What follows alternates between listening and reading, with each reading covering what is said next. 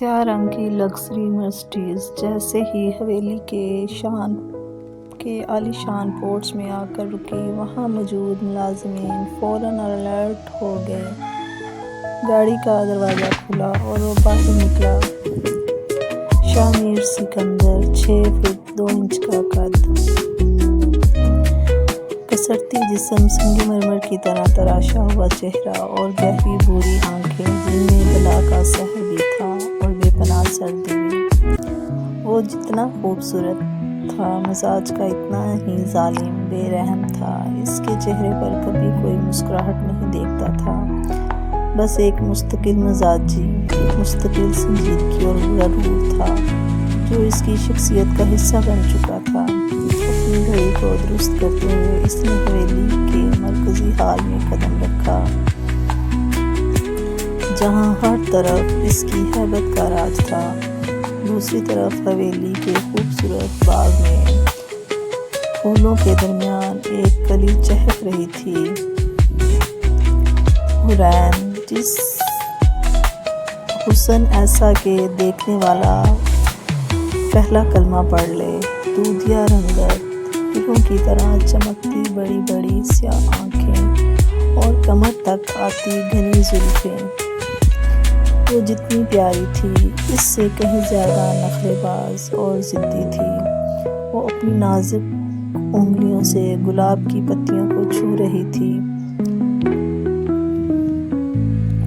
کہ تبھی اس کی ملازمہ بھاگتی ہوئی آئی۔ حورین بی بی، چھوٹے خان آ گئے ہیں، آپ کو جلدی اندر بلا رہے ہیں۔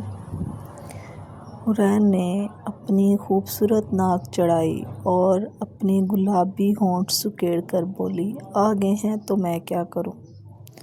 اپنی مرضی سے جاؤں گی اندر۔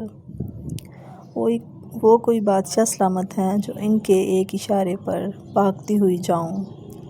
اس نے اپنے لہنگے کا گیٹ سنبھالا اور بڑے نخرے سے چلتی ہوئی اندر کی طرف بڑھی۔ جیسے ہی حورین لاؤنج میں داخل ہوئی، اس کا سامنا شامیر سے ہوا۔ شامیر کی گہری نظریں جیسے ہی حورین پر پڑی، اس کی آنکھوں میں ایک پل کے لیے چمک ابھری، لیکن اگلے ہی لمحے اس کے تیور تلخ ہو گئے۔ کہاں تھی تم اب تک؟ شامیر کی بھاری اور رعبدار آواز ہال میں گونجی۔ تمہیں معلوم ہے، مجھے انتظار پسند نہیں۔ حورین نے بالکل بھی ڈرنے کی بجائے اپنے بال پیچھے جھٹکے، اپنی خوبصورت آنکھیں مٹکائیں اور بڑے نخرے سے بولی، آپ کو پسند ہو یا نہ ہو، مجھے کوئی فرق نہیں پڑتا، اور ویسے بھی میں اپنے باغ میں تھی، آپ کی اجازت کی محتاج نہیں ہوں۔ شامیر کے چہرے پر غصے کی سرخی دوڑ گئی۔ وہ 2 قدم آگے بڑھا اور حورین کے بالکل قریب آ کر رک گیا۔ اس کی دل فریب مگر ظالمانہ آنکھیں حورین کے چہرے پر ٹک گئیں۔ نخرے اور ضد اپنے تک محدود رکھو حورین، شامیر نے کم دھیمے لیکن خطرناک لہجے میں کہا۔ شامیر سکندر کے سامنے یہ ادائیں کام نہیں آتی، میں تمہارے ان نخروں کو ایک پل میں توڑ سکتا ہوں۔ حورین نے اس کی آنکھوں میں آنکھیں ڈالی، حالانکہ اندر سے اس کا دل تیزی سے دھڑک رہا تھا، لیکن اس کا غرور اور نخرہ کم نہیں ہوا۔ اس نے ایک دلکش مسکراہٹ کے ساتھ کہا، توڑ کر دکھائیں پھر خان صاحب، ہمیں بھی معلوم چلے آپ میں کتنا دم ہے۔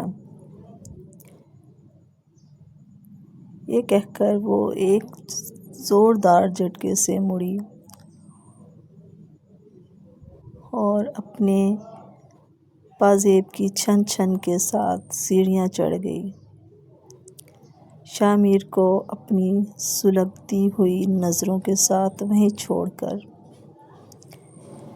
شامیر اسے جاتا دیکھتا رہا۔ اس کے چہرے پر ایک پراسرار اور ظالمانہ مسکراہٹ ابھر آئی تھی۔